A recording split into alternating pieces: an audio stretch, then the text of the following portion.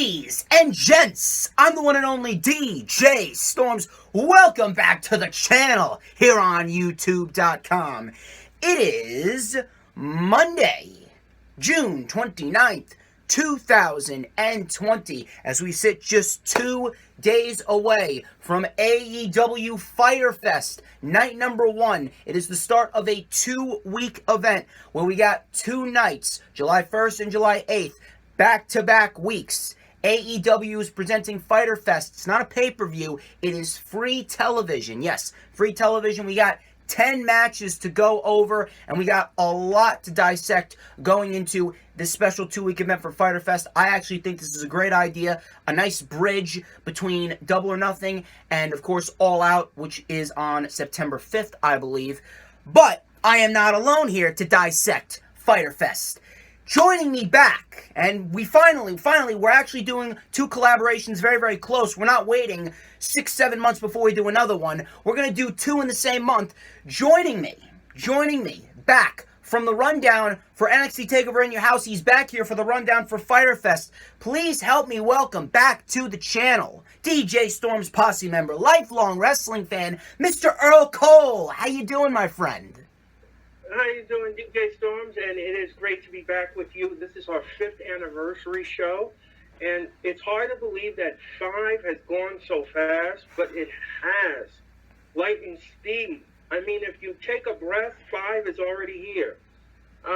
Again, ladies and gentlemen, it is an honor to be here with DJ Storms, because when we come together and we do these things, we always analyze and we always break down what we think should happen or what we think will happen, and we always talk about these matches and we always analyze them in the best possible way that we can possibly do. It is an honor for me, because when DJ Storms called me and says that he needed me in the clutch, you know, when I'm summoned from the bullpen, ladies and gentlemen, I swing for the fences and I give you the way I'm supposed to be: honest, truthful, and correct. Again, ladies and gentlemen, like I said, Fyter Fest. The backstory to this, by the way, if most of you don't know the backstory, this was supposed to take place in London, England.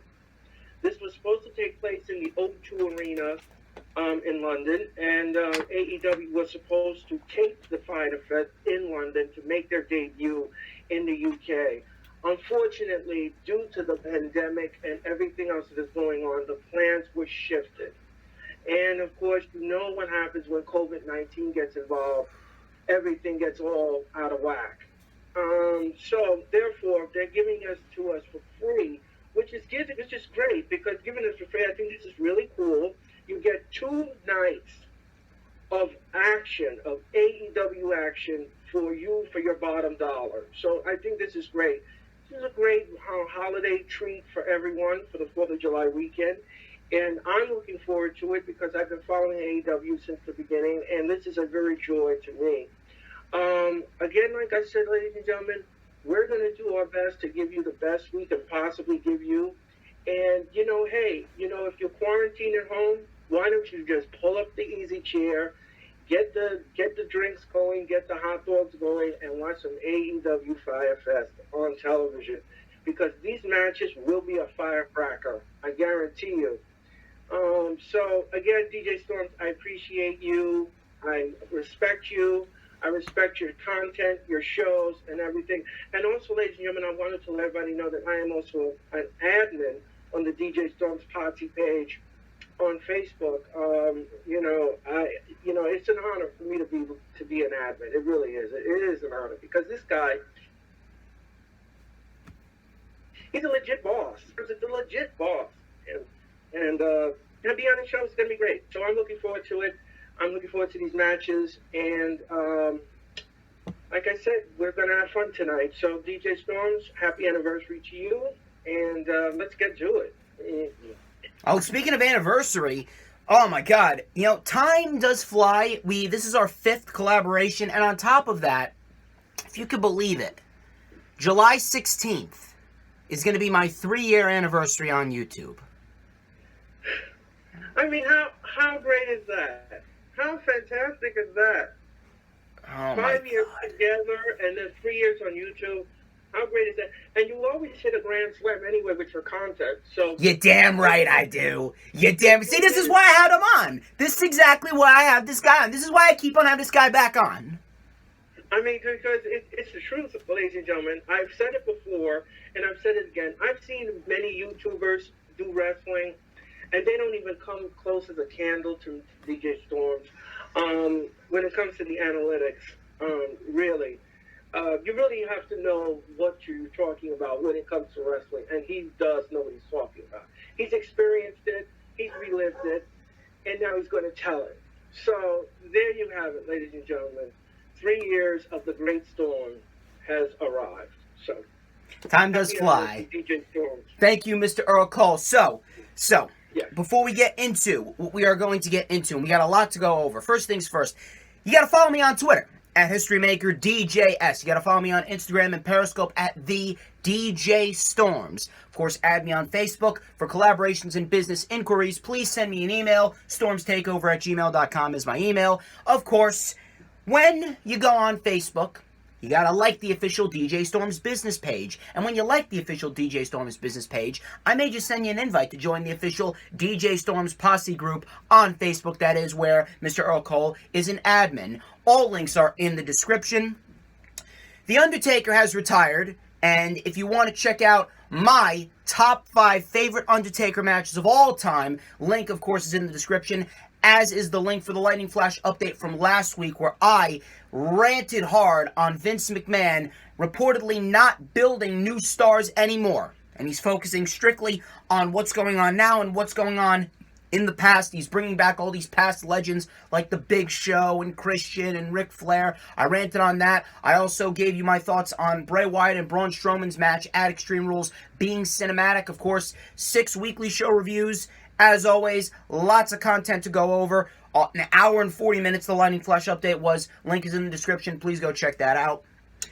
Here's what I need you guys to do. If you guys haven't already done so, we're almost 7.5 minutes into the video. And if you guys haven't already done so, I need you guys to hit that thumbs up. And when you hit that thumbs up, we're going to try and get this video to 30 thumbs up.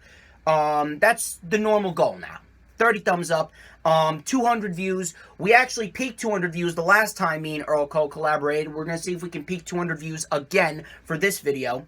And we thank you for that. Yes, we do. But when you like, you got to comment down below. You got to give me your predictions for AEW Fyter Fest and what you guys think is going to be the best matches of Night 1 and Night 2. And when you comment, you got to hit that subscribe button, as always. And when you hit that subscribe button, you got to hit the notifications bell with a huge coup de grace. That way you will know whenever I pop up on YouTube. Because whenever I pop up on YouTube, it is the best time to be on YouTube. It's the only time we're going to get to see this glorious sideburn chin strap combination, this beautiful quarantine mustache. Trust me, everyone wants a piece of the Storms Meister. The only time you get to see it is when you hit that notifications bell, and you will know whenever I pop up on YouTube. But ladies and gentlemen, enough of the self-brand promotion, enough of the advertisement. Let's get straight into the matches. So, we got 10 matches. We're going to start off with MJF and Wardlow versus Jungle Boy and Luchasaurus of Jurassic Express. Now, I actually thought that this is a very nice continuation from MJF and Jungle Boy's match at Double or Nothing, which was a great match, and I like how they're taking their time with MJF. What they're doing with MJF is a slow build-up, and you can definitely tell that they have been grooming MJF since the start of AEW Dynamite. They've been grooming him for the World Championship, and I've been calling this since before Double or Nothing. MJF, without a shadow of a doubt, is your next world champion for All Elite Wrestling. The guy is undoubtedly the best heel in the business right now. I really can do the guy no justice. I actually think that this tag team match is going to be very, very, very, very nice. I think it could very well kick off Night 1, and if I was All Elite Wrestling, I would have this match kick off Night 1, and I would put MJF and Wardlow in the spotlight. Wardlow is great in his own right. Wardlow is excellent in his own right. He is physically impressive, as is Luchasaurus.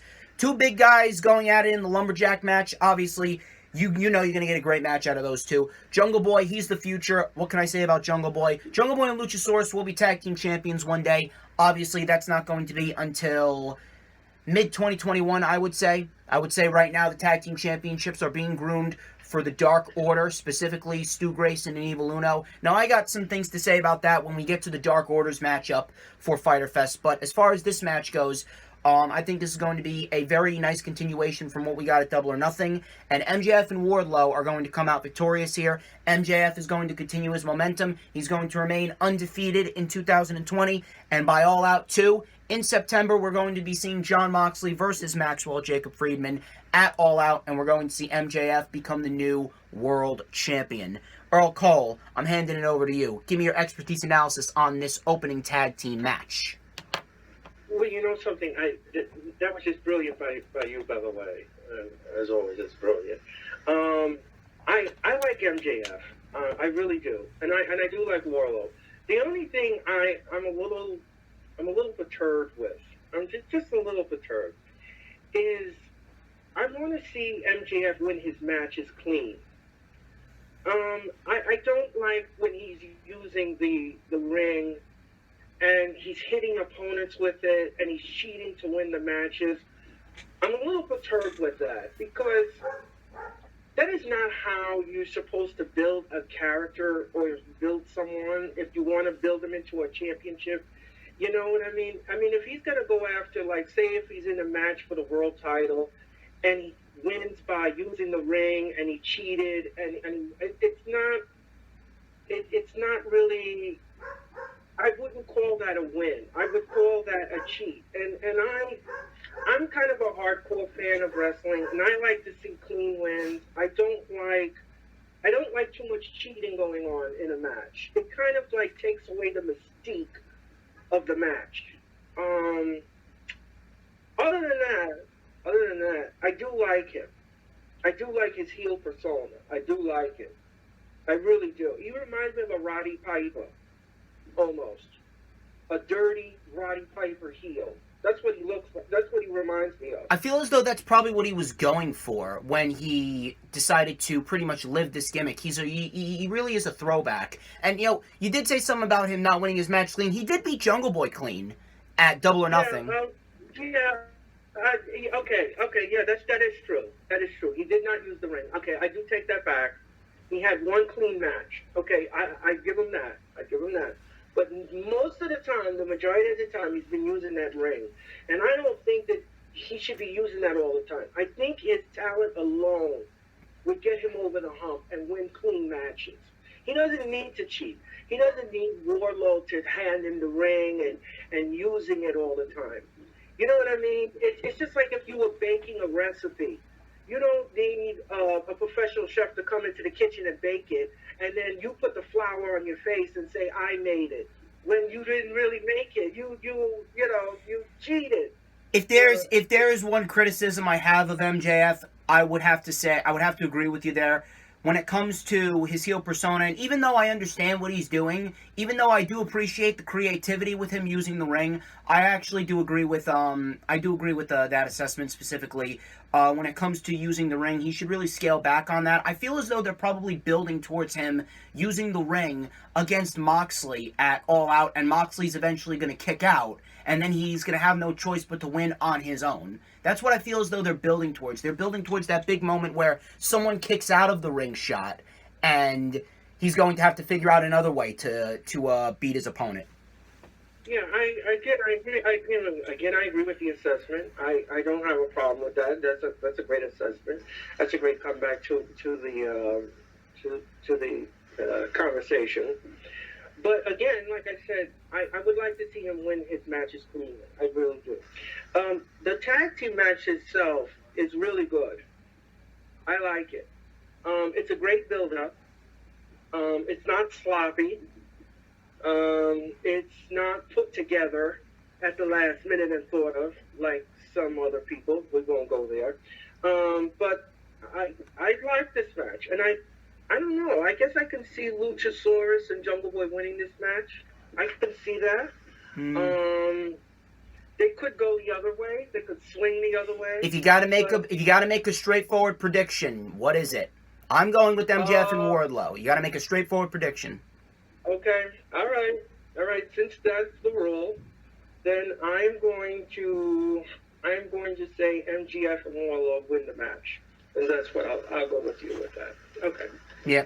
Right now, Jungle Boy and Luchasaurus, they're the underdog babyface tag team. They're the Daniel Bryan tag team of the division. They don't need to be winning right now. I can definitely see them moving up in the rankings towards the end of the year and eventually take the titles off of the Dark Order, who I believe will take the titles off of Kenny and Hangman. And we'll talk about the tag team title match later on.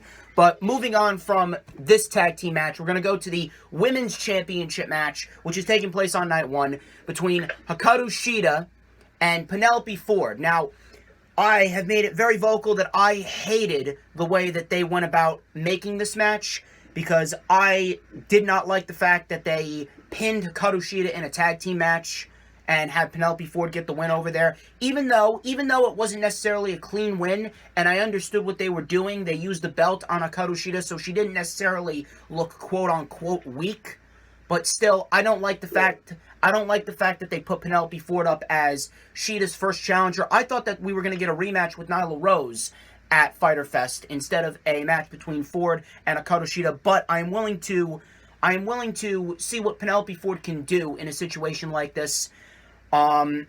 It's pretty much, I would say, a test run for Penelope Ford to see if she can hang with someone like Hikaru Shida, to see if she's worth investing your time in. As far as a women's championship reign goes, she's not going to win. Hikaru Shida just won the championship, but I would say that this should be a very nice test run. I don't think it's going to be anywhere close to being the best women's matchup in all of All Elite Wrestling. That, I believe, goes to Nyla Rose and Riho, and then the second one goes to Hikaru Shida and Nyla Rose. Because Hikaru Shida and Nyla Rose from Double or Nothing, that was a great match in its own right. I thought we were going to get Nyla Rose again, but they decided to go with Penelope Ford. They elected to go with Penelope Ford. We'll see what she can do. As far as the match goes, I expect it to be decent. Penelope Ford is slowly getting there. I still think that there is plenty of women who's ahead of her. Britt Baker's definitely ahead of her. Kris Statlander's ahead of her. Unfortunately, she's injured. Big Swole is definitely ahead of her. And speaking of Big Swole, side note here, if they wanted to, since Britt is out and she's really not going to gain much momentum too fast after she gets healthy again, and obviously Kris Statlander's out for 9 months, I can definitely see Big Swole being the next AEW Women's World Champion by the end of the year. But as far as this match goes, I can definitely see Hikaru Shida retaining. I don't see Penelope Ford winning the championship this early. She's coming along, but she's not there yet. She's kind of in the same situation that Britt Baker was in at the start of Dynamite. Britt Baker has become much better as far as an in-ring performer goes right now, but unfortunately she's injured. She'll be back in due time. Penelope Ford, I feel as though she's developing that World Championship caliber in-ring ability, but she's not there yet. I would say that she needs to work on her intensity. She needs to work on her timing. We'll see what she can do with Hikaru Shida, but I'm going with Shida to retain. Earl Cole, what say you? Yeah, I like this. I like these women's matches. I really do. Hikaru Shida, she's a good wrestler. She's a good champion, and she just won the championship. And why would you want to take the title off of her right now? I just don't see her losing this match. I really don't.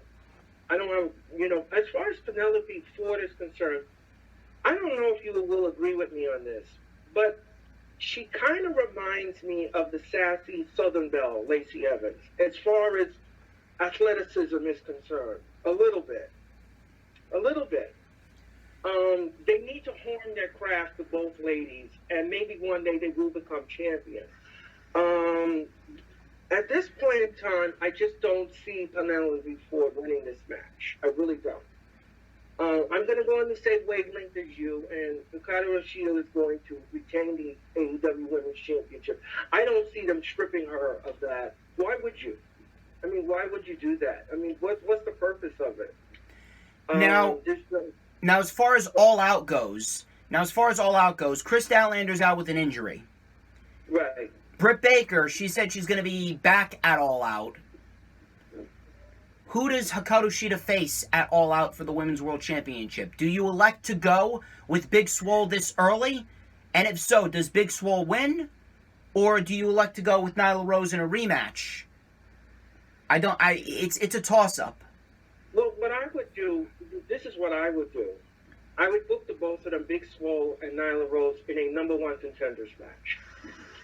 The one who wins the match will go on to meet Hikaru Shida for that women's title. It makes sense. It makes sense. Or what you can do is you can make it a triple threat. You could do that as well.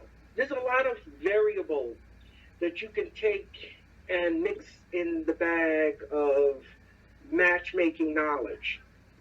The possibilities are endless, as I always say, in the wrestling world, because you just never know exactly which direction the AEW is going to blow. But in this instance, I don't see Hikaru Shida losing the match. I really don't see that. She's going to retain the title, like you said. It'll be a hard-fought battle. It's not going to be stellar, as you said. I just hope I don't see too many botches, but it won't be as stellar as anybody would want. It's not going to be a classic or a barn burner. But, well, Penelope Ford, she did show improvement in her match with Chris Statlander. Now it wasn't that matchup at Double or Nothing with Chris Statlander. It wasn't anything special. It only went about 6 minutes, but there weren't any botches. It was clean. It was crisp. It just went 6 minutes, and it was nothing special. So, based on that match, and based on the fact that the tag team match with Nyla Rose, Chris Statlander, and Hikaru Shida on Dynamite a few weeks back, it was actually fairly good, and there were no botches, and it was clean and it was crisp. There was no uncoordination in that match. We do have that positivity to ride on, so I'm going out on a limb and saying it will be a fairly decent championship match. But moving on to another matchup, a match I believe is taking place on night 2. It's FTR, Dax Hardwood, and Cash Wheeler, and the Young Bucks versus the Lucha Bros, the Butcher, and the Blade. And similar to how I like the fact that they're taking their time with Maxwell Jacob Friedman, I actually enjoy how they're taking their time with FTR and the Young Bucks, and they're not just blowing it away on Fyter Fest. Because you can't necessarily blow this match away on Fyter Fest. This is a pay-per-view caliber matchup no matter how you look at it.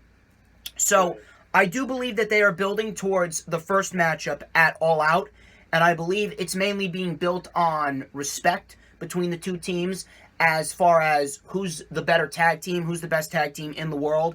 I believe the first match will take place at All Out, and I do believe FTR will win. As far as this match goes, I do think that this is a nice bridge. Should be a fun 8-man tag. Nothing too crazy, nothing too special, nothing too overwhelming. Should be a nice, fun 8-man tag. I can see FTR and the Young Bucks coming out victorious here against the Lucha Bros, the Butcher, and the Blade. Obviously building towards their tag team matchup at All Out. I can see FTR winning that match, and I can see FTR going on to defeat Jungle Boy and Luchasaurus for the tag team championships when they eventually win the tag team titles, possibly towards the end of 2021. And the main thing with All Elite Wrestling is it's a slow build-up. It's a slow build-up to superstardom. It's a slow build-up. You're not just putting championships on someone when they're not ready. You're not rushing through championship reigns. You're taking your time, you're building up the talent, and you're making them legit. And I have a feeling that they're doing a beautiful job with FTR as far as making them legit. I could see FTR and the Young Bucks winning this 8-man tag. Earl Cole, I'm throwing it over to you. Well, thank you again, DJ Stone. I appreciate that. I like this match. I really do. I love 8-man tag matches when they're good. When they're good, because I've seen some 8-man tag matches and they are horrible. This right here looks crisp. The only thing I'm concerned with on the Lucha Bros side, one of them was quarantined for a while, and he just came back to AEW. I think it's Pentagon? Yes. Pentagon, I believe it's Pentagon. Okay. And I'm kind of concerned for botches in this match. I'm kind of concerned for that. I don't want a sloppy match. I really don't. I hope that they can move correctly in the ring. I hope that that the moves that they produce, because the Lucha Bros went together and they are crisp in the ring. Their moves are unreal. If you saw the ladder match, folks, if you've never seen them perform, watch the ladder match with them and the Young Bucks. That blew my mind. It blew my mind. I still remember that, man. It's been almost a year. Yeah, man. I mean, that match was unreal, what they did. Unreal. So if they could be like that level on TNT, oh, man. I mean, it'll steal the show. Oh, no, absolutely. It'll steal the show, absolutely. So I like this match, and I'm going to say that the Young Bucks will prevail in this match. They will march forward and prevail in this match. Yeah. Now, will it be FTR or the Young Bucks getting the win? Because remember, this is an 8-man tag. That's a good question. Who would pick up the victory? I think because FTR is debuting here, and they are going to be on a big show like this, I would have to lean towards them getting the victory. Because the Young Bucks are already established. They've been there already. Why hog the spotlight? Give it to FTR. Let them do their thing in the ring. Give them the win. Give them the notch. And why not?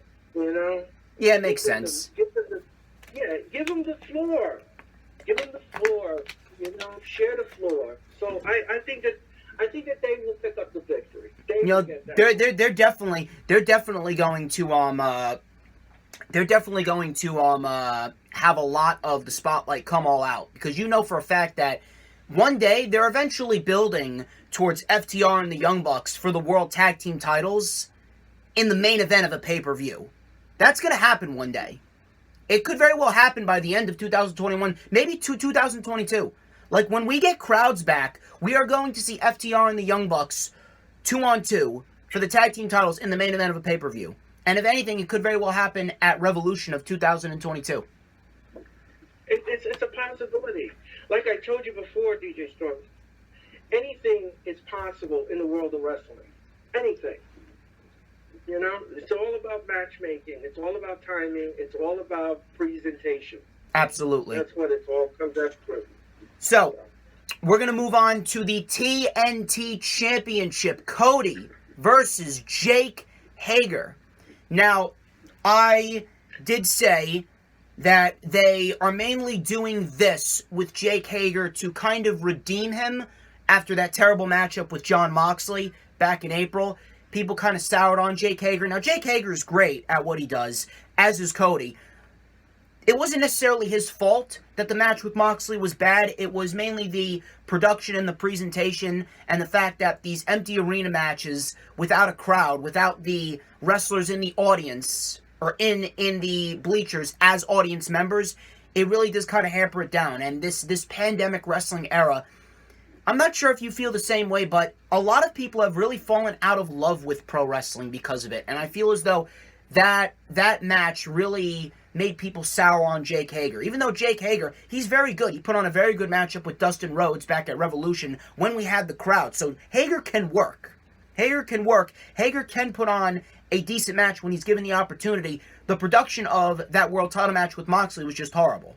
So I feel as though they're mainly putting him with Cody to kind of redeem himself so that way he can get a good championship match out there. And on top of that, I think this is actually a very nice way to get Cody another title defense. I actually like that Cody didn't defend the championship this past Wednesday on Dynamite, mainly because of the fact that if you defend the championship over and over again, it can get overbearing, it can get boring. So I actually didn't mind. Yeah, it can get very redundant. So I don't mind it. He defends it here, then he takes a break next week, and then he can pick it up. He can pick it up on the 15th. No problem. So, as far as this match goes, I actually very much like the presentation of the the press conference that they had between Cody and Jake Hager, and they made Jake Hager look like a narcissistic dick with his wife throwing water in Cody's face. That was a very nice touch there, really kind of getting under Cody's skin. I like the story that they're telling there, but realistically speaking, this is really nothing more than an interim title defense. It's kind of getting Jake Hager on the show in a more prominent role, obviously, like I said, to redeem himself from the terrible matchup with Jon Moxley. As far as Cody goes, I could see Cody walking out victorious. There's no reason for Cody to lose the TNT Championship. And as far as who Cody will lose the title to, I can see Cody losing the title to potentially Darby Allin by Full Gear of 2020. Sometime in November, I can see Darby Allin. He's gonna get medically cleared, and I could see Darby Allin and Cody fighting in a fourth matchup on pay-per-view for the TNT Championship, and I can see Darby Allin finally beating Cody, and Darby Allin's finally going to become a champion in All Elite Wrestling after so much time being the guy that always comes up short. And that could very well be his launching pad towards the World Championship. He could go into 2021 as the TNT Champion, and then once he loses the TNT Championship, who I think will be to Brody Lee, then he can move on to the World Championship, potentially against Maxwell Jacob Freeman. We could see Darby Allin versus Maxwell Jacob Freeman for the World Championship. We could see Darby Allin and Kenny Omega, Darby Allin and Hangman Page. It's a wide variety of matches that you can put forth. But as far as this match goes, I could see Cody retaining here against Jake Hager. Earl Cole, floor is yours. Well, again, thank you again, DJ Storms. I appreciate your politeness. Again, I like this TNT Championship. I really do. But I'm just going to say one thing before I get to my prediction. I'm going to say one thing. I want people to stop hating on the title, okay? I want people to stop, okay? You guys on Twitter, Facebook, all of these things with this hating on the title. Look, listen, the title is not finished, okay? The company that made the title for AEW had to shut down because of the pandemic, okay? The title is incomplete.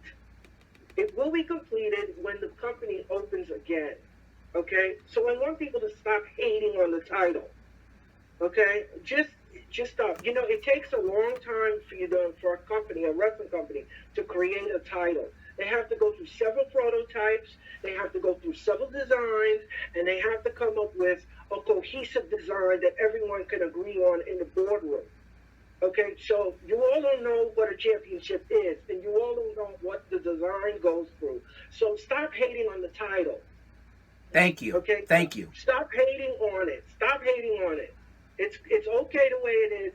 It'll get completed when it gets completed. Okay? Can't rush the process. Thank you. So I want to just say about that.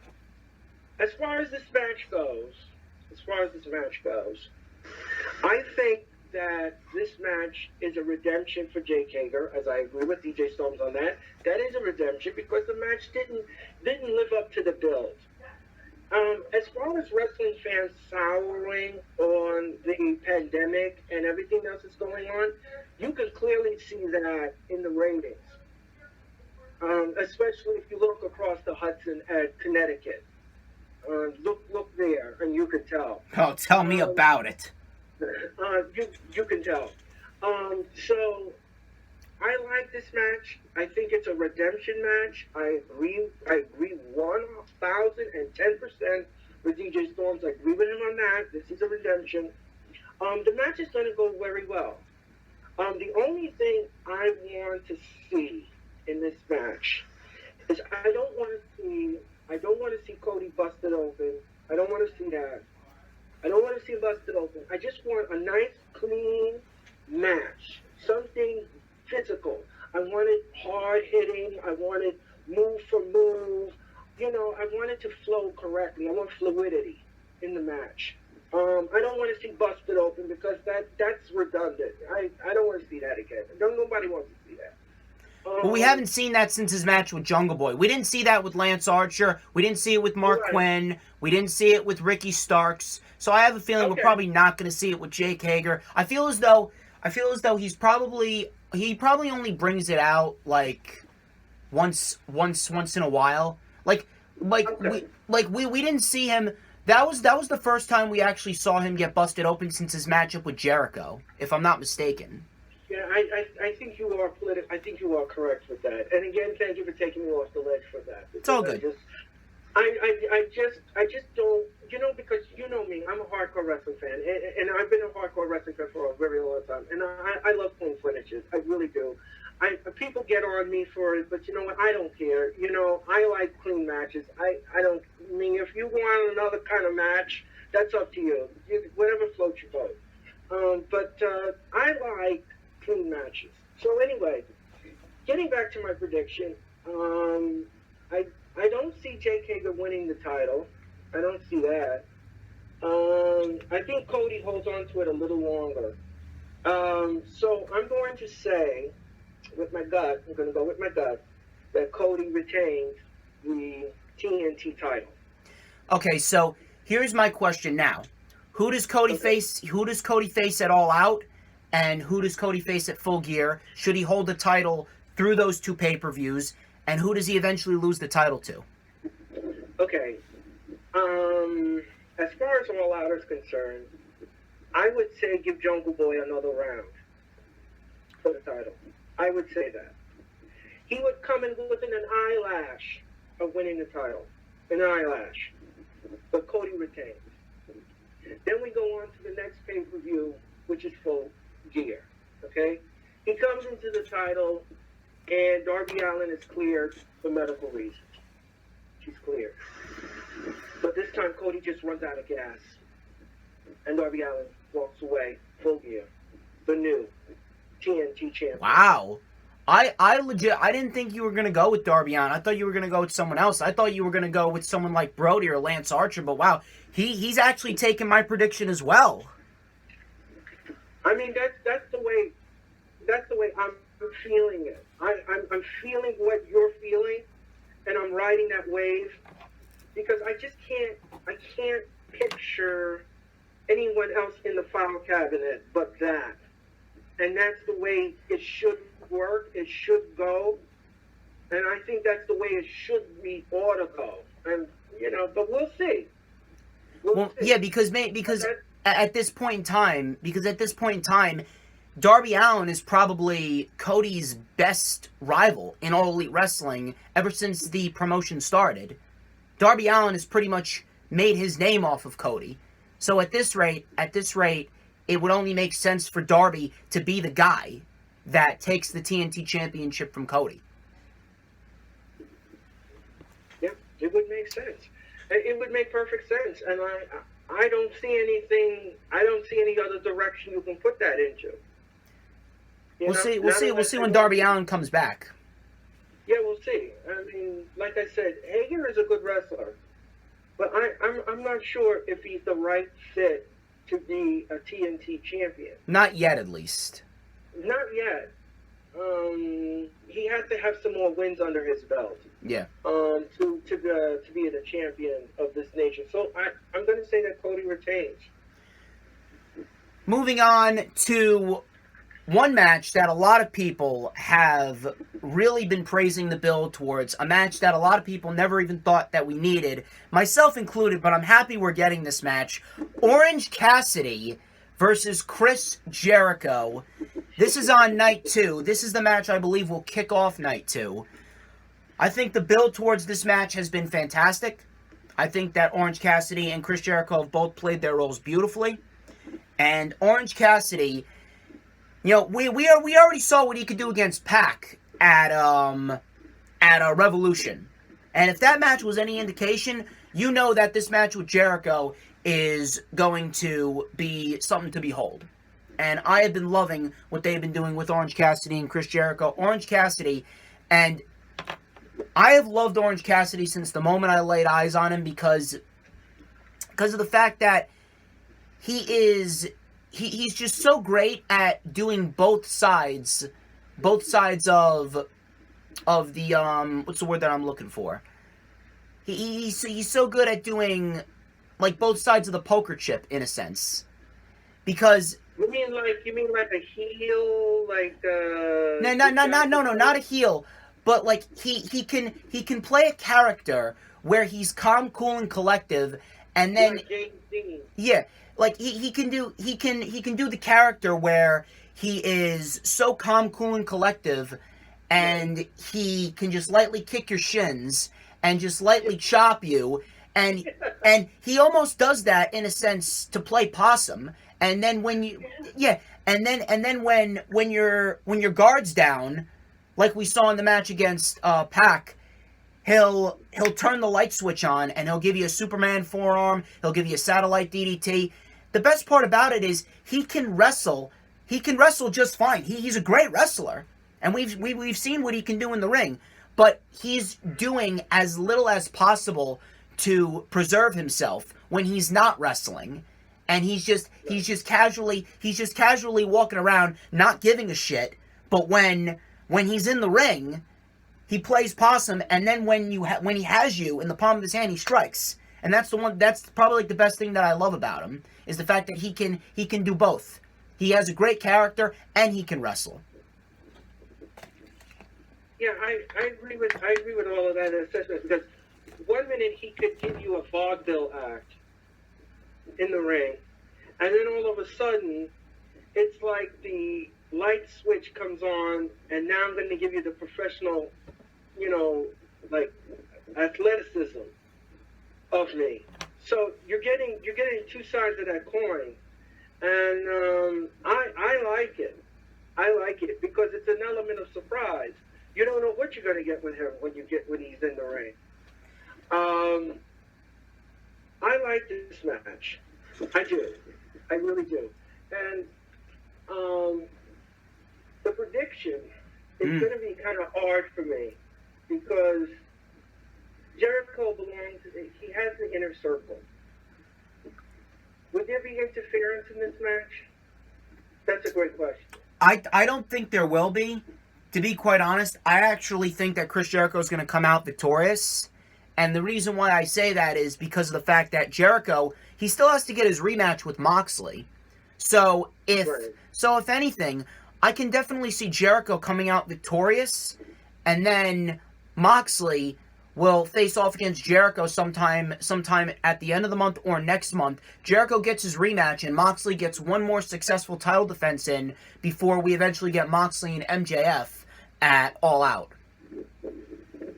Okay, so you're saying that Jericho's going to win this match? I can't see it happening any other way, because I can't really see Orange Cassidy going anywhere as far as the championship goes. Now we could get Orange Cassidy and Cody for the TNT Championship at some point, but right now I don't think that they're going to go that route. I actually think that Jericho again is going to get his rematch with Moxley. He's going to beat Orange Cassidy, move up a little bit in the rankings, so probably get 1 or 2 more wins, and then Jericho will go forth and face off against Moxley. He'll get his rematch, he'll lose, and then Moxley will move on to MJF. So you don't believe in a shocking win? No, I do. I just don't think we're going to get it. Not here, at least. I do think that Jericho's going to give Orange Cassidy a breakout performance, and he's going to elevate Orange Cassidy, but I don't think Orange Cassidy's going to come out victorious. Okay. Well, then there's just really nothing I can say about that, but to go on the same wavelength as you. Really? You're going to go with Jericho as well? I'm going with Jericho. I mean, he is the head of his faction, and why would you make the head of a faction lose to somebody who's an upstarter? That doesn't make any sense. I mean, if it was any other scenario, if Jericho wasn't trying to get his rematch with Moxley, which I didn't forget about, if Jericho didn't have that rematch in the back, like sort of in his back pocket, then I would say Orange Cassidy. But right now, I feel as though Jericho needs the win to go forth and build his momentum, move up in the rankings to eventually face Moxley in a rematch. That would only make sense. If he wasn't going to build up momentum to face off against Moxley in a rematch from Revolution, then I would go with Orange Cassidy. Now that's the main reason why I'm going with Jericho. Okay. Well, I can't fight the feeling. I mean, what would I say to that? I mean, what can you say to that? I mean, Jericho wants revenge against Orange Cassidy for what happened. And he's going to get it. At Fyter Fest, he's going to get it. So, from there, we actually got another Inner Circle matchup. We got Private Party versus Proud and Powerful. So, I actually like this match because this could very well be the sleeper match of night one. And it really just goes to show you how great the AEW tag team division really is. I don't really see anything overly spectacular happening. It could be a great match, but at the end of it, a great match is really all you can get. It's mainly just a matchup to see who's going to move up in the tag team rankings. I don't necessarily know who's going to come out victorious here, and to be quite honest, I'm not really sure if it matters, because no matter who comes out victorious, I feel as though one of these two teams will eventually be facing off against Kenny and Hangman for the tag team championships, and based off of what we've been seeing on AEW Dark, Proud and Powerful, they've been winning match after match on AEW Dark. So, I believe they're on like a 2 or 3 match winning streak. If anything, since Proud and Powerful, they just returned, and they're currently building up wins on AEW Dark, I can definitely see Proud and Powerful coming out victorious, especially since Private Party actually just lost a number 1 contenders match to the Best Friends back at Double or Nothing. So I can see Proud and Powerful coming out victorious here. How about you? Again, I do appreciate your analysis, DJ Storm, as always. And thank you for throwing it back to me. Private Party and Santana and Ortiz. Okay, here's my question to you, DJ Storm, because maybe you can refresh my memory. Is this Private Party's 3rd match back from the pandemic? Possibly. And I think it's either their 3rd or their 4th. But Mark Quinn did have a singles matchup against Cody for the TNT Championship. Right, I remember that. That I remember. Because I remember the pay-per-view, they were very sloppy. Yes. In the match. Very sloppy. So, I'm hoping and crossing my fingers that the snake doesn't bite them with this match. I hope that it's Chris' match. Based upon what you said, and based upon what I feel in my gut, I think Santana and Ortiz are going to win this match. I don't see anything like an upset or anything, but I mean, again, I could be wrong. It could swing either way. It could really swing either way, but I'm just going with Proud and Powerful, considering that they've been winning on Dark, and I feel as though they could possibly be built up for a potential tag team championship match. I'm not sure if it's going to be against Kenny and Hangman or the Dark Order, and I do have some things to say about the Dark Order and their matchup. I'm not a fan of the matchup with the Dark Order, and I'll explain why later on. But as far as Santana and Ortiz go, I feel as though they're probably building them up for a matchup against Kenny and Hangman. They could be building them up for a match against the Dark Order. Should the Dark Order win the tag team championships? I'm not sure. Like, the tag team division, as far as the tag team division goes, the tag team division's great, but as far as who's going to take the titles off of Kenny and Hangman, it's a toss-up. Yeah, it really is a toss-up. Like, for all we know, we could very well see the titles change hands on night one. You just never know. I mean, like I said to you before, and I said it again, the possibilities of storytelling is endless. You just never know what you're going to get with this match, with this tag team match. But I can't go against what you said, and I think Santana and Ortiz are going to walk away from this tag match, and they're going to become victorious. As far as Private Party is concerned, I mean, they need to build each other up again, and they need to have more matches under their belt. And I can see them getting a tag team title match sometime down the road. Not anytime soon, but sometime down the road, maybe. As far as Santana and Ortiz is concerned, if they win this match and they do go on a roll like this, they could be in conversation for a tag team title match. And that could happen in September. On September the 5th. I can see that. So you never know. So moving on from that match, we got Lance Archer versus Joey Janela. Okay. Now, this match came about because Joey Janela was attacked by Lance Archer. He actually threw a chair at Lance Archer, and Lance Archer no-sold it, which was fantastic. So I actually think that this is actually a nice way to continue building Lance Archer up, and I did question why he didn't win the TNT Championship against Cody, but Lance Archer is going to be fine. I have faith in All Elite Wrestling.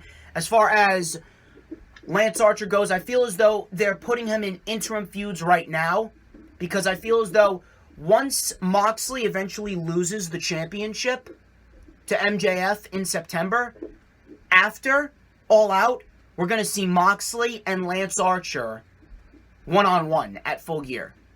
They're going to reignite their feud from New Japan Pro Wrestling when Moxley was the IWGP United States Champion, and he actually beat Lance Archer in that Texas Death Match. So that's where I think that they're going. Right now, they're just placing Lance Archer in interim feuds. I can't really see this match being anything special. It could be a decent match. We could see a decent match with Lance Archer and Joey Janela, but I do see Lance Archer coming out victorious. He's going to be built up to be an unstoppable monster. We could see Lance Archer versus Moxley at Full Gear. For all we know, we could very well see Moxley and Lance Archer for the World Championship come All Out, and MJF could be moved to Full Gear. You never know. No, like I said before, and I said again, the possibilities are endless. Let me ask you a question. Shoot. What do you, let me see if I can get the wording correctly. Do you like Jake the Snake as Lance Archer's mouthpiece, or do you think Lance Archer deserves to be alone? No, I love it. Without Jake the Snake. I love it. I love it. It really does remind me. It really does remind me of a young Brock Lesnar and Paul Heyman in a sense, because you got Jake Roberts, who's an experienced mind in the business. You got Jake Roberts, who's been in that position, of power that Lance Archer's in. Jake Roberts, one of the most sadistic minds that the wrestling world has ever seen. You got an experienced mind in Jake Roberts, and you got a beast in Lance Archer. It's a beautiful combination. I've loved the pairing of Jake Roberts and Lance Archer. Jake Roberts and his promos that he's been cutting, fantastic stuff. I've loved this pairing, and I think that once we eventually get Lance Archer in a championship program, we could definitely see a lot of interesting material with Jake Roberts and Lance Archer once Lance Archer eventually wins a championship, and Jake Roberts is being his hype man in a sense. He's going to these contract signings for Lance Archer. He's pretty much being the brains behind everything that Lance Archer does. And the best part about it is Lance Archer's an animal. Lance Archer's an animal. Right, Not even Jake Roberts can control him. No. That is true. That is true. So I'm glad that you answered that. I like that. That's good. Now let me ask you another question. Yeah. This match, do you see it as a squash? It's a possibility, but if anything, I wouldn't. Because you can't necessarily have Lance Archer continue to go in there and squash people, because, like, you could squash jobbers, don't get me wrong, but Joey Janela is furthest thing from a jobber. Joey Janela, this is the same guy that put on an excellent unsanctioned match with Jon Moxley at the last Fyter Fest. So you can't just have Joey Janela go in there and lose in 2 minutes. Maybe 7, 8 minutes, 9 minutes. But Joey Janela, I feel as though he should get his offense in there. He should go in there and he should get his stuff in there. But in the end, Lance Archer will come out victorious. I don't think it's going to be anything overbearing. I don't think it's going to be anything overwhelming. But it should be a fairly decent match if they give it the proper amount of time. Would you say 15 minutes?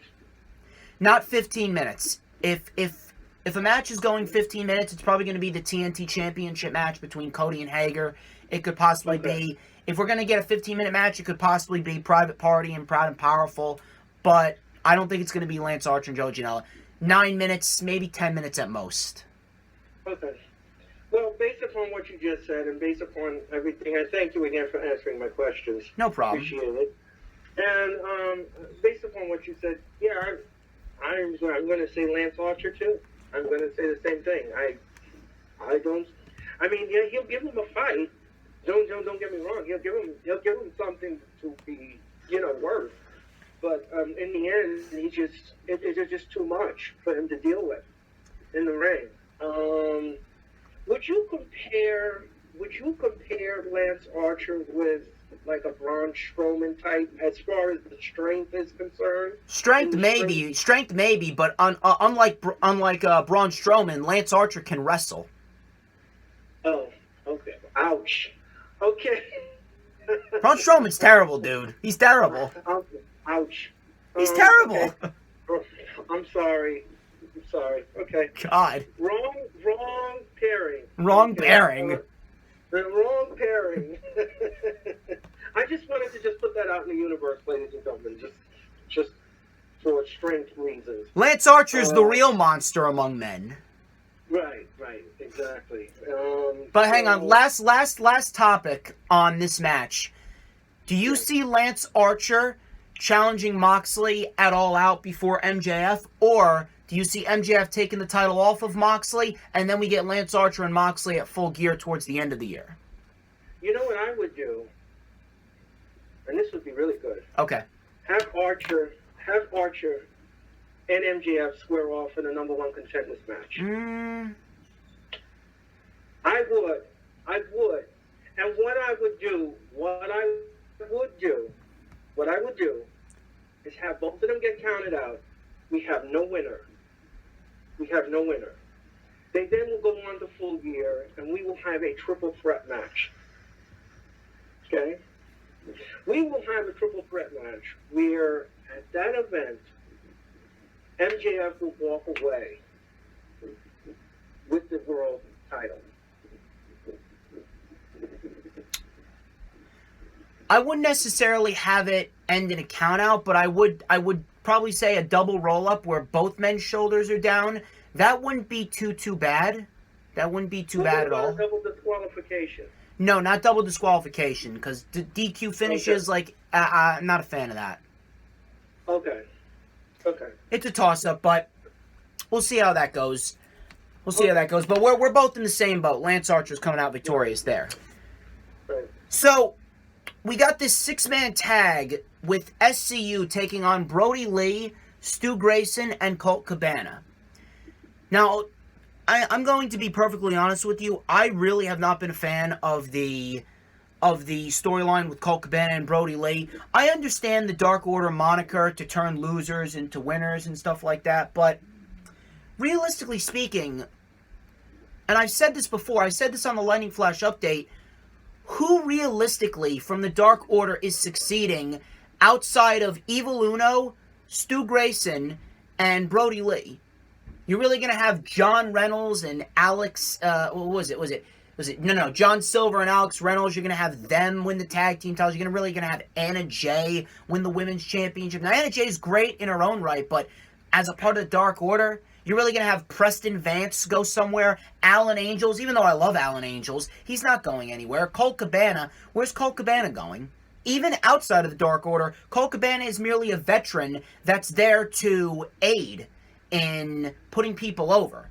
And I don't really like how this storyline with Brody Lee has pretty much been the focal point of the Dark Order. I don't like how Stu Grayson and Evil Uno challenging for the tag titles has pretty much taken a back seat. Because I've said that Stu Grayson and Evil Uno are probably the best team to take the titles off of Kenny and Hangman and ignite the feud that turns Hangman heel, and eventually we get the matchup between Hangman and Kenny at All Out. So I don't really like the fact that they have pretty much shafted Stu Grayson and Evil Uno just to put Colt Cabana there to see if he can join the Dark Order. When realistically speaking, who's winning championships outside of the three men that I named? Brody Lee's going to be TNT champion or world champion one day. That's going to happen. Stu Grayson and Evil Uno, they're going to be tag team champions one day. But outside of those three individuals, who can you see succeeding? I can't see anyone else succeeding. That's why I don't really like the storyline. Yes, you may get wins, but ultimately, are you going to get championships? No. So I don't really like how they have pretty much put this out there, and this has been the main storyline for the Dark Order. I don't like that. Matter of fact, if anything, I think Stu Grayson and Evil Uno should have a regular tag team match against SCU, and Stu Grayson and Evil Uno, they should be building up wins to take the titles off of Kenny and Hangman after Fyter Fest. But that's just me. So I could, but based on the storyline, if they wanted to, I could see Brody Lee, Stu Grayson, and Colt Cabana winning this to play up to the fact that Brody Lee wants Colt Cabana to join the Dark Order, because when you're part of the Dark Order, you win. That's the only reason I could see them winning. But again, I'm really not a fan of the storyline. I don't know about you. I don't know. This first of all, when he got the contract from the Dark Order and he looked at the contract, I said to myself, I said, what is going on here? Like, do I have to use the hashtag that I've always used on the company from Connecticut? Do you wanna? What are you doing? What are you doing? What are you doing? He brought it back. Yes, I did. He did it. Of course he did it. What are you doing? I don't know. This storyline does not make any sense to me. Why would you have Colt Cabana, a baby face, all this time in the ring, join the Dark Order? What sense does that make? Is he going to become more powerful? Is he going to become undefeated? I mean, what is it? What is the purpose? What are you trying to convey to me and the rest of the audience? What are you doing? I'm sorry. I don't like storylines that don't make sense. I'm sorry. This doesn't make any sense to me. And this is the first time I've ever used "What are you doing?" on AEW. I've never used it before. Now I have to use it. Now I have to take it out of the closet and dust it off and say, "What are you doing?" There we go. There we go. I actually like that phrase right there. Now I have to get it out, dust it off, get it out of the closet. Now I actually like that. We're gonna have to make that into a T-shirt. We need a hashtag "What are you doing" T-shirt. That's what we need. Yes, exactly. Just what are you doing? Again, I mean, I like the Dark Order. I think they're a great faction. But get wrestlers that make sense to go into the Dark Order. Don't get wrestlers that are just mixed together like a spoiled cake batter and you just whip everybody into it. And you're going to feed everybody it. It doesn't make any sense. It doesn't make any sense. Like, again, I understand the Dark Order moniker, but at the same point in time, again, no one is really going anywhere except for the three that I just named. Can you see anyone going anywhere except for Stu Grayson, Evil Loon? Yeah. No, I don't. And again, I agree with your logic. I'm sorry, this doesn't make any sense to me. This is a head scratcher. This is one of those things, like, you're sitting there in the room and you're like, they're giving you this storyline and you're like looking at it and like, okay, like, what are we doing with this? Like, I don't know. Based upon all of that and everything, and based upon what we're talking about here, I'm going to have to give the nod to Dark Order. They will win the match. But, I mean, as far as Colt Cabana's involvement in this, it doesn't make any sense. It doesn't make me feel good inside. It just doesn't. It doesn't have that warm, fuzzy feeling inside. Like he's gonna be like some, like, I don't know, megastar. He's gonna become. Yeah, it's like it's gonna help his star power. It's gonna elevate him to something great. You know, like he's gonna be like the number 2 leader or something. You know, it's just, I don't know. It's just not. It just doesn't make any sense. Just what are you doing? It just doesn't make any sense. Pretty much. So, this isn't necessarily a must-see match, but we're going to talk about Nyla Rose, who is set to be in action for Fyter Fest on night 2. Now, I'm not sure if this is just going to be a regular match. And to be quite honest, it could very well just be a regular match, like an interim match. An interim match to get her another win. Potentially an interim match to build her up to get a rematch against Hikaru Shida. We could very well see that. But some people have been throwing this idea around. And I'm not sure if this is going to happen. To be quite honest, I don't think it's going to happen. But there's been people throwing the idea around that Tessa Blanchard could very well be Nyla Rose's opponent for Fyter Fest on night 2. Now, we already know what happened with Tessa, where she was stripped of the World Championship and she was fired by Impact because of her piss-poor attitude. I wanted to get your thoughts on this. Could we see it at Fyter Fest night 2? Could we see Nyla Rose versus Tessa Blanchard? Okay. From what I read and from what I saw, she's quarantined at home with her husband. Okay, or boyfriend, or husband, I think. And they asked her to do specific things for Impact, and she refused. They tried to call her on the phone. They emailed her. They tried a lot of things to do with her, but she refused. So they had no alternative but to fire her from her position in Impact and strip her of the title. Now, I don't know if she's willing to jump from that situation into another one, because if she's going to have that kind of attitude towards Impact, what makes you think she won't do that to AEW management when they need her? Because this would be an embarrassment to a startup company like AEW to take her on like that, if she has an attitude like that. Well, realistically speaking, whoever signs her is going to receive backlash, and whoever signs her is going to receive that stink that comes along with Tessa Blanchard. Right, exactly. So what my feeling is that I don't know if AEW wants to take on that headache. Because let's just say, for example, she does come to AEW. She is on Fyter Fest. She does take on Nyla Rose.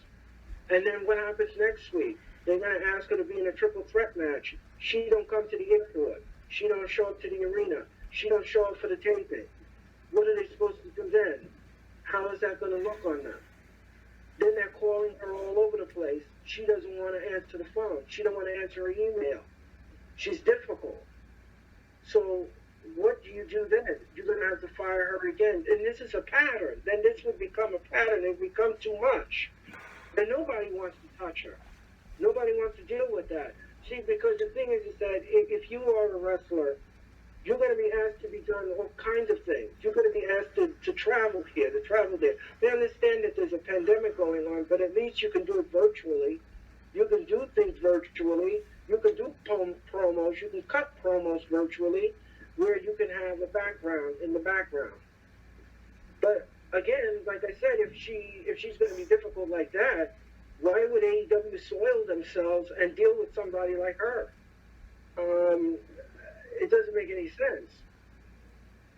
I don't know what her thought process is with her attitude, but if I was a promoter and I had an organization, I wouldn't hire her. I wouldn't even touch her. So, what's your prediction as far as this goes? You think this is just going to be a regular academic squash match for Nyla? Yeah, I mean, they can get anybody. I mean, but realistically, if you really want me to be realistic, I would probably pick Big Swole against her.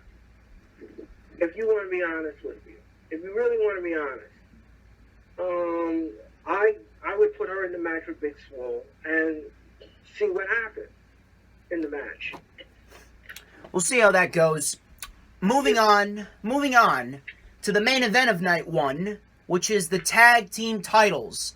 Kenny Omega and Hangman Adam Page versus Chuck Taylor and Trent, best friends, for the AEW World Tag Team Championships. This has been building for a while, but something tells me that this was merely an interim plan, because you have to remember something. The Dark Order was once, at one point, ranked number 1 in the tag team division. And I do believe that the Dark Order was actually set to take the titles off of Kenny and Hangman before Double or Nothing, and we were supposed to get Kenny and Hangman at Double or Nothing, one-on-one, and the Dark Order was going to be tag team champions by the end of April. But that didn't happen because of this pandemic. We got the whole quarantine, and they needed to do a month's worth of tapings through April. So they pretty much needed to come up with a backup plan, and they came up with the Best Friends as an interim opponent for Kenny and Hangman. However, a lot of people are actually saying that Kenny and Hangman could end up losing the titles to the Best Friends. Now, I don't know what's going on there. It could very well be. We could very well see the Best Friends walk out victorious, but I don't think that's going to happen. Now, this is just me. This is probably just my own creative juices flowing, but I can definitely see the Best Friends losing, and I could see the Dark Order taking the titles off of Kenny and Hangman probably towards the end of the month, beginning of August, and then that's going to start the build towards Hangman's eventual heel turn, which is going to result in the matchup between Kenny and Hangman at All Out. Now, they could very well hold off on that. They could hold off on that, and they could wait till All Out. They could have the Dark Order take the titles off of Kenny and Hangman at All Out. We could see that. And then we could see Hangman turn heel, and then they can build up the match between Kenny and Hangman at Full Gear. That would actually be a lot better because it gives the Dark Order a tag team title win on pay-per-view against Kenny and Hangman.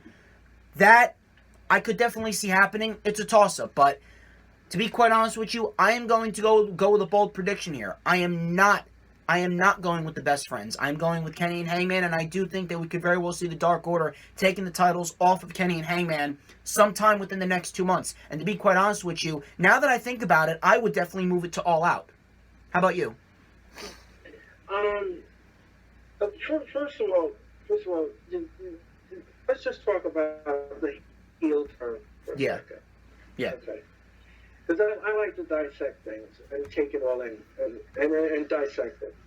I'm not feeling that the AEW vibes are going to want to turn Hangman heel. I'm not feeling it. And the reason why I'm not feeling it is that in order for you to have a legitimate heel turn in a tag team, you've got to do some heelish things in a match.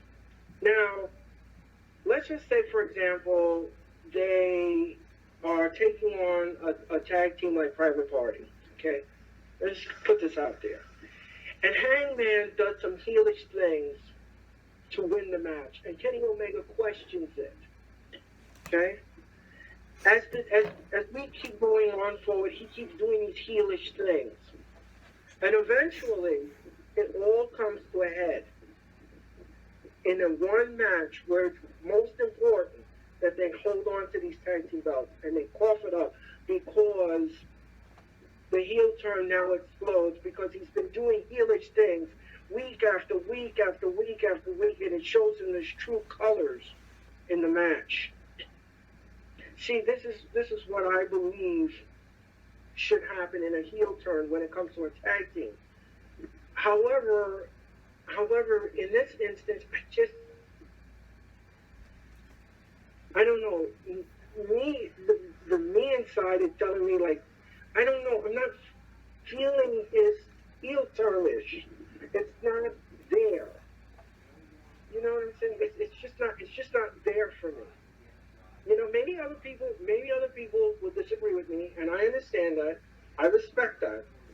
But for me, you have to do some heelish things. You have to do some heelish things in order for you to build. And I don't see him. I haven't seen him do that yet. I don't know. Well, we did see Hangman kind of tease the buckshot lariat back at Revolution. Yes, I did see that. But what I'm saying is what I mean by heelish tactics, I mean grabbing the wrestler's tights, putting your feet on the rope. Somebody's trying to suplex Omega in the ring, and he sweeps the legs and he holds onto the legs. These are things that I consider heelish behavior that would lead into the heel turn. Well, I don't necessarily think that they're going for a heel turn with heelish behavior. Hangman's reason behind the heel turn would be the fact that and we saw this leading up to Revolution. He wanted to break away from the Elite. He wanted to be his own man. He wanted to make a name on his own. And now he's tag team champions with Kenny Omega, who's part of the Elite. So when they lose the titles, Hangman would probably blame Omega. I don't need you. I can do this shit on my own. Something like that. Okay. So, in a sense, and he did tease the Buckshot Lariat. And remember, Omega was trying to be buddy-buddy with the Young Bucks. He just wanted to defend the titles with honor and pride.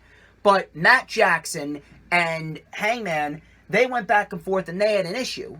So, obviously, we got what we got. We got a great tag team match, probably the best tag team match of the year.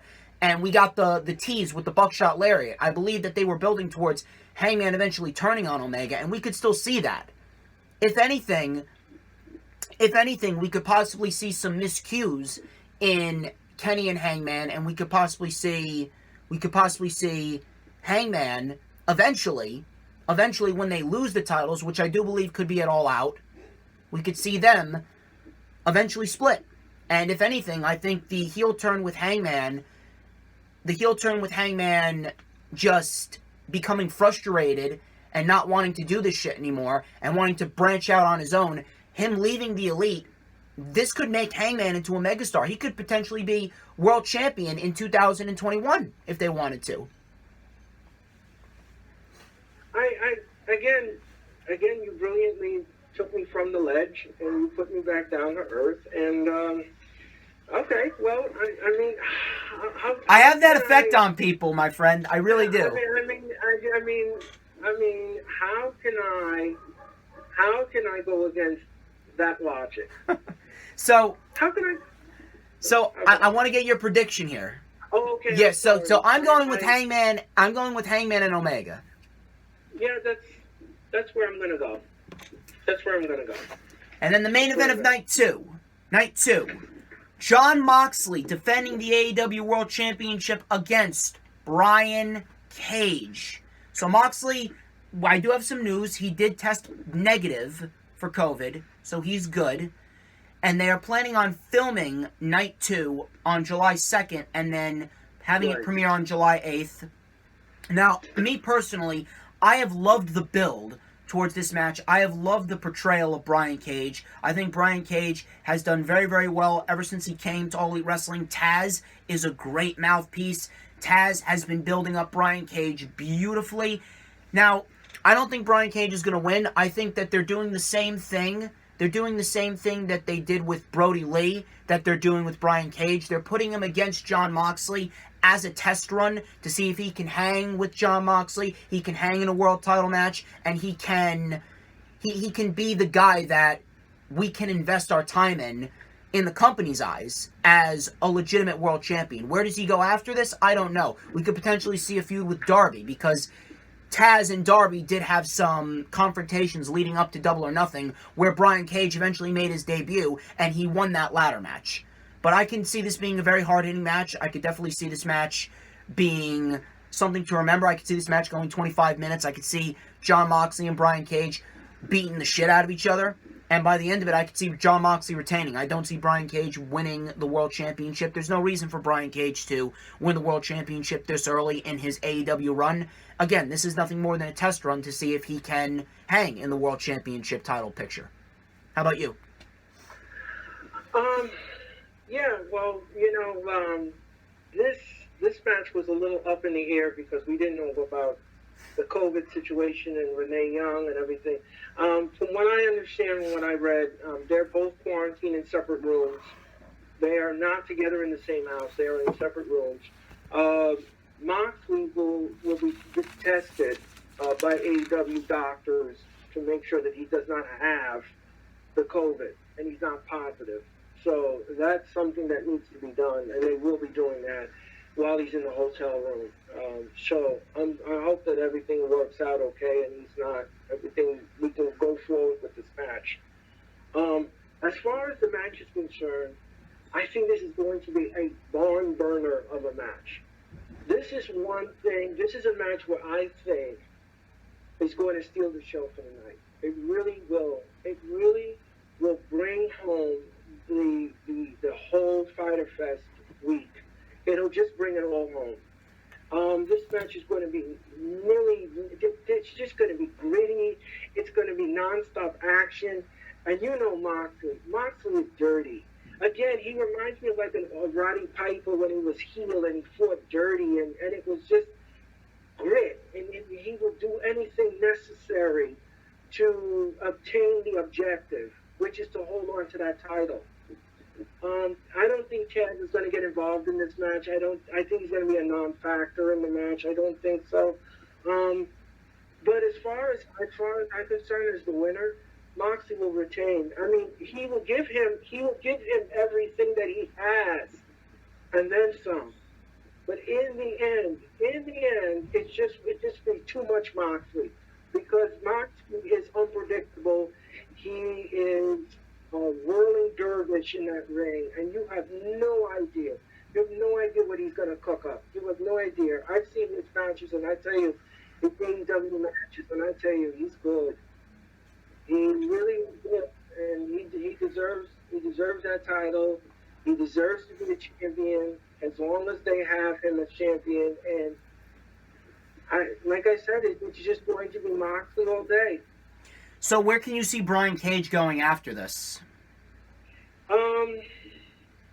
Well, I mean, Chaz will probably come on the next day on Dynamite and talk about the disappointment, and he'll probably talk about the loss and everything else. And he probably, maybe the TNT Championship sometime down the road, maybe he could feud with Cody on that road.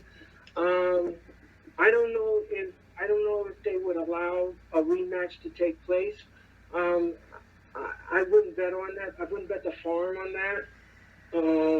But I mean, he's destined for great things. I mean, you know, he could be anything. I mean, the sky's the limit with this guy. I mean, especially with Taz in his corner, you know. And but like I said, I could see him getting some kind of match, something. He needs something good after this. He really does, because if he has a match like this with Moxley, and the match is good, and Moxley even puts a little shine on him, he has to be talked about in some kind of fashion with some kind of match, whether it's for a title match or a top star or whatever, to get him to that next level. Whatever it is, he has to have something. He can't have a match that doesn't make sense. No, absolutely. But, yeah, we're both in the same boat here. Moxley's walking out with the World Championship. And, ladies and gentlemen, that wraps up the rundown for AEW Fyter Fest 2020. I would like to thank each and every single one of you who tuned into this video. I greatly appreciate it. Mr. Earl Cole greatly appreciates it. Check out all the links in the description. Like, comment, and subscribe. Earl Cole, where can we find you on social media? So you can find me on Twitter at WWE Earl C. That's WWE Earl C on Twitter. Or you can find me on Instagram at Earl C99. Or you can follow me on Facebook, and I'm always there. And, you know, make me a friend. And then I'm always on DJ Storm's Posse page. And I'm always shooting you some news on wrestling, from WWE to AEW, whatever comes into the airport, I'm always sending it out. You know, this has been our fifth collaboration, and 5 years is a long time, and 5 different videos we have collected. It's been a lot of fun, and I always enjoy DJ Storms, and I always enjoy his analytics. I always enjoy his mind, and again, I want to thank him for calling me and asking me to come on today. It's been a roller coaster of a fun ride. And again, like I said, maybe in the near future, we'll come together again and do another show and give you the best analytics that we can possibly give you. Again, like I said before, if you tweet me, Instagram me, Facebook me, whatever it is, I'm always here for anyone to listen to wrestling, and let's have a healthy debate, let's have a healthy conversation, and let's chat about it. And DJ Storms, again, thank you for having me on. Dude, thank you for accepting the offer. I can't thank you enough. I definitely have been looking to collaborate a lot more, and I've been collaborating on a lot of rundowns, and I plan on collaborating for more rundowns in the future. To those out there, I know a lot of you are looking to collaborate with the StormsMeister. Be sure to hit me up. I'm looking for someone for Extreme Rules, or what I'm calling Extreme Tools. We'll figure it out. We'll figure it out, ladies and gentlemen, but I'm going to be putting all of Earl Cole's links in the description. Please go check him out. I'm DJ Storms, he's Earl Cole, and this has been The Rundown. We'll catch you guys for AEW Fyter Fest, night number 1, in just 2 days. I will be tweeting for Monday Night Raw tonight. However, I am not going to be doing a Lightning Flash update. I'm going to be working on the 4th of July. And, of course, I am going to be... I'm going to be with family, so I just want to relax. I just want to get my mind off of it. And, obviously, my online class has been a doozy. So, needless to say, I got a packed schedule, but I will be tweeting for Monday Night Raw, as always. And I got the rewind for AEW Fyter Fest 2020. I'm going to have that on Friday for you guys. You guys are not going to want to miss it. Till then, you guys have a great night.